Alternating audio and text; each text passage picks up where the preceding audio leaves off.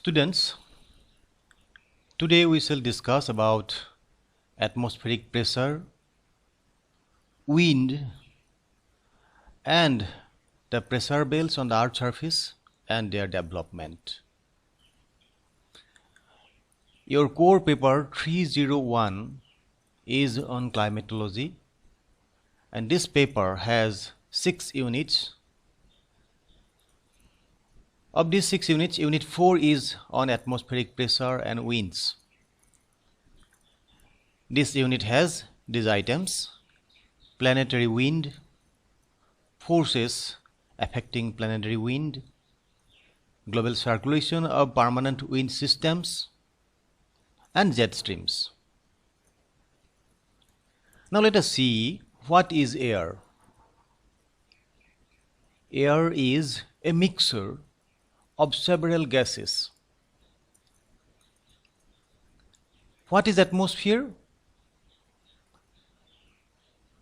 The answer is a mixture of several gases is surrounding the planet we live in from all sides. It is a gaseous coating that is protecting the earth from all sides. It is the outermost layer of the planet which is in gaseous state. The gaseous layer around the earth is called the atmosphere. With respect to the solid crust of the earth, we live just above it. But with respect to the atmosphere, we live at its bottom. Now, think if someone is coming to the earth from a different planet of the space. Someone is coming from the space to the earth. He will experience a transitional zone. Transitional zone, that means where space ends and atmosphere starts. Transitional zone মানে এনে এটা ঠাই য'ত দুই ধৰণৰ ক্যাৰেক্টাৰিষ্টিক্স আমি দেখিবলৈ পাওঁ। যেনে সন্ধিয়া সময়টোত আমি ডে লাইট আৰু ডাৰ্কনেছ তাৰ মাজৰ এটা ট্ৰানজিশন দেখিবলৈ পাওঁ। ঠিক এনেকুৱা এটা নিৰ্দিষ্ট ঠাই নাই যে এইখিনিৰ পৰা এইটো ৰাতি, এইখিনিৰ পৰা এইটো দিন। গতিকে সন্ধিয়া সময়টোত আমি লাহে লাহে দেখোঁ যে পোহৰটো কমি কমি গৈ আছে, আন্ধাৰটো বাঢ়ি বাঢ়ি গৈ আছে। তেনেকুৱা সময়ক কোৱা হয় ট্ৰানজিশন। গতিকে when someone is coming to the earth from space, he will leave the space and enter into the atmosphere. And in that part, there will be a transition. It shows the characteristics of both the areas, space as well as atmosphere. As soon as he leaves the space, he will find one or two molecules of air around him. তেওঁ নিজৰ চাৰিওফালে এটা দুটা অণু, বায়ুৰ অণু দেখিবলৈ পাব। As he comes closer, he will find that the number of molecules are increasing. লাহে লাহে মলিকুলৰ সংখ্যাবিলাক বাঢ়ি বাঢ়ি গৈ আছে। ওচৰ চাপে আহি আছে, তেওঁ অণু পৰমাণুবিলাকৰ সংখ্যাও বাঢ়ি বাঢ়ি গৈ আছে। At the top of the atmosphere, air is rarefied. বায়ু তাত কিন্তু দুষ্প্ৰাপ্য, একেবাৰে ওপৰ ভাগত।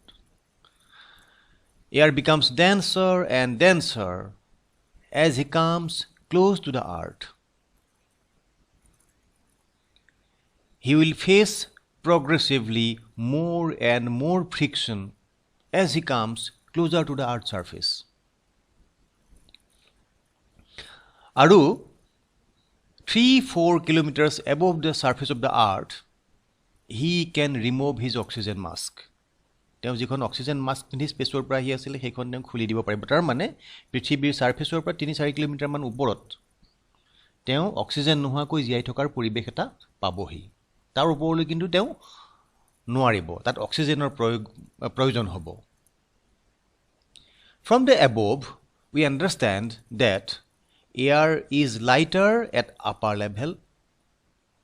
It becomes progressively heavier when one comes down to the earth's surface. Air is heavy at the surface of the earth. Density of air is minimum at the upper level of atmosphere. And density of air is maximum at the earth's surface. এইখিনি কথা আমি ইয়াৰ পৰা বুজি পালো. We are living at the bottom of a very thick layer of atmospheric mass.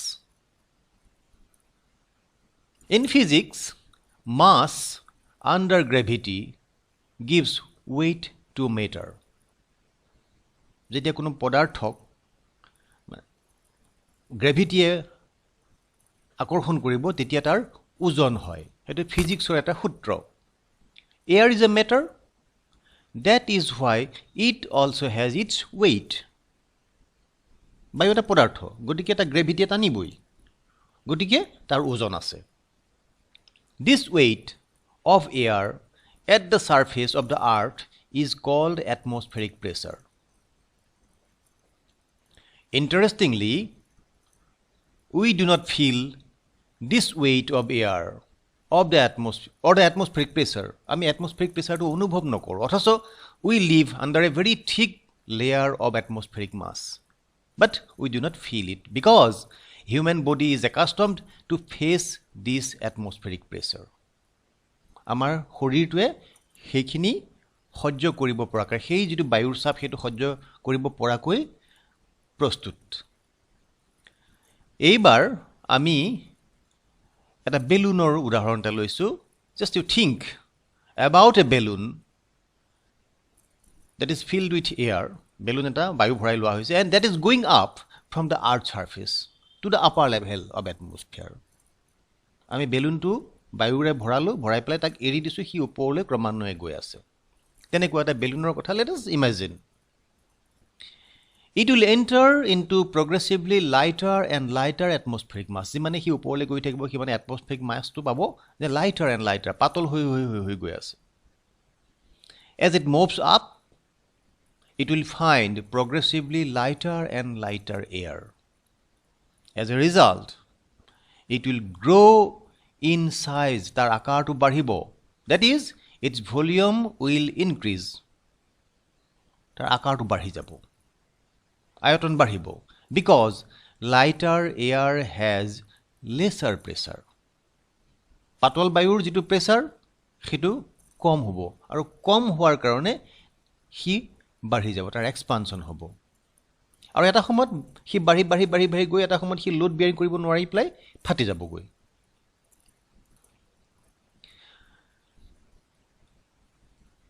ইয়াতে এটা মেথামেটিকেল expression দিয়া হৈছে. P is equal to hg rho. P মানে হ'ল atmospheric pressure. How we can measure atmospheric pressure at a place. আৰু সেই প্ৰেছাৰটো জুখিবৰ কাৰণে আমাক লাগিব h, g and rho. It is a product of h, g and rho. এই তিনিটা বস্তুক পূৰণ কৰি দিলেই আমি প্ৰেছাৰটো পাই যাম. P stands for atmospheric pressure. H is the height of the atmospheric column. Height of the atmospheric column, এটা বায়ু স্তম্ভ, তাৰ উচ্চতাটো. G is the gravity, মহাকৰ্ষণ, পৃথিৱীৰ মহাকৰ্ষণ. And rho is the density of air. গতিকে height of the column, gravity আৰু rho, এই তিনিটা বস্তু পূৰণ কৰি দিলে we get the atmospheric pressure. As an example, in this diagram, we see the earth surface. সোঁফালে এটা হিলছ দেখা পাইছোঁ, আৰু A আৰু B দুখন ঠাইত আমি দুটা এটমস্ফেৰিক কলম পাইছোঁ.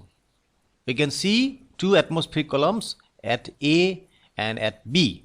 B is located on a hilltop, but A is located in the plain areas.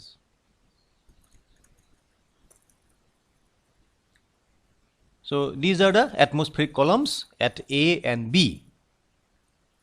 Now we see the gravity, that is G, and the density of air, rho, are same at both the places A and B.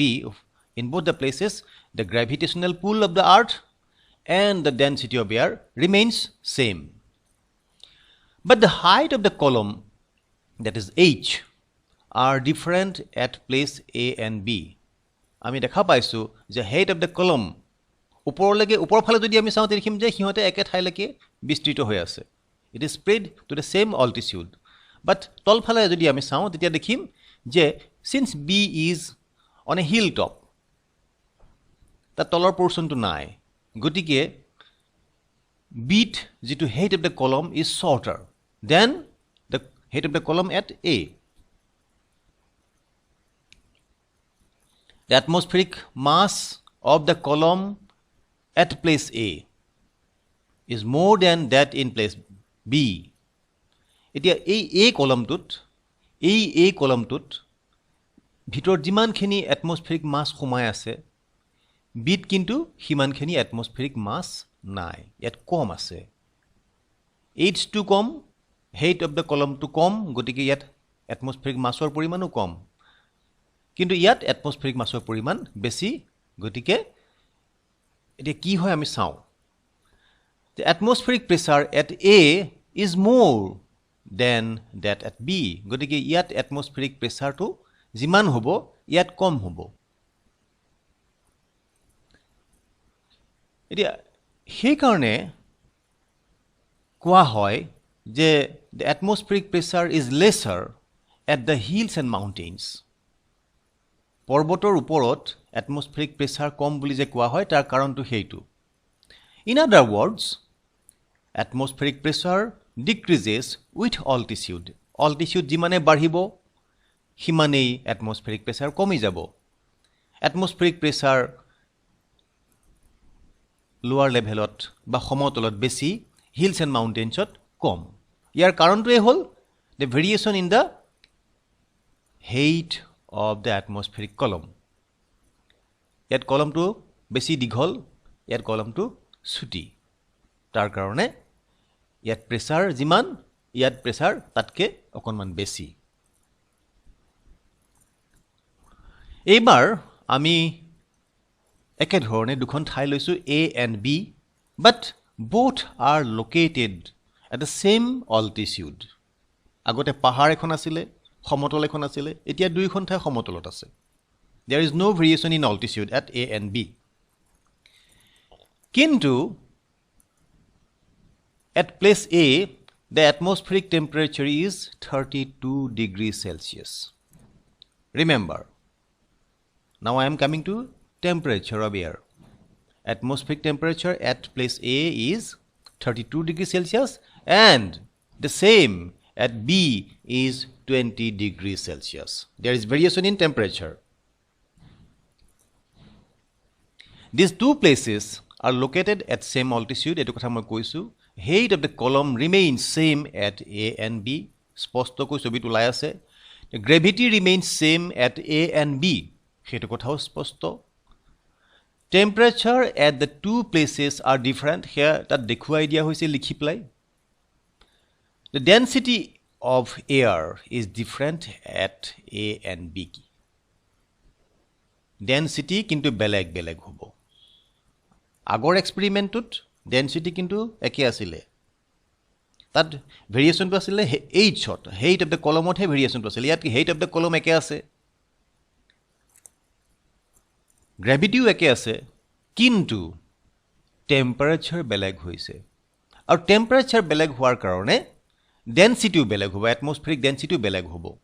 এতিয়া কুৱেশ্যনটো হ'ল কি, which place has more atmospheric density? Yare A or B, which place has more atmospheric density? Tar karone ami atmospheric temperature aru density er সম্পর্কটো বুজি পাব লাগিব. Atmospheric temperature and density are closely related. Aru tahator jitu সম্পর্ক সেটো হল inverse সম্পর্ক, অর্থাৎ বিপরীত সম্পর্ক. When temperature goes high, density goes down. সম্পর্কটো উল্টা. When temperature goes down, density goes high. Temperature and density are inversely related. When atmospheric temperature goes high, the density of air goes down. Hence, atmospheric density at place B is more than that at A. যিখন ঠাইত temperature কম অৰ্থাৎ place B, place B আমি temperature কম দেখিছো, গতিকে তাত density টো অকণ বেছি হ'ব. This is why colder areas have higher atmospheric pressure. Colder areas have higher atmospheric pressure. আৰু তাৰ কাৰণে polar areas, আমি পৃথিৱীখনৰ যি polar area দুটালৈ গৈছো, the polar areas have higher atmospheric pressure than the equatorial and tropical areas. Remember, we are applying this concept on the Earth's surface. The polar areas have higher atmospheric pressure than the equatorial or tropical areas. আমি অকণ বেলেগ ধৰণে যদি কওঁ, high latitude areas have higher atmospheric pressure than the low latitude areas. High latitude area বুলি ক'লে আমি এই পোল বা তাৰ আশে-পাশে থকা অঞ্চলসমূহক বুজি পাওঁ. ঠিক তেনেকৈ লো লেটিচিউড বুলি যদি আমি কওঁ, তেতিয়াহ'লে আমি ইকুৱেটৰ বা তাৰ আশে-পাশে থকা অঞ্চলসমূহক বুজি পাওঁ. গতিকে higher latitude areas have higher atmospheric pressure and lower latitude areas have lower atmospheric pressure.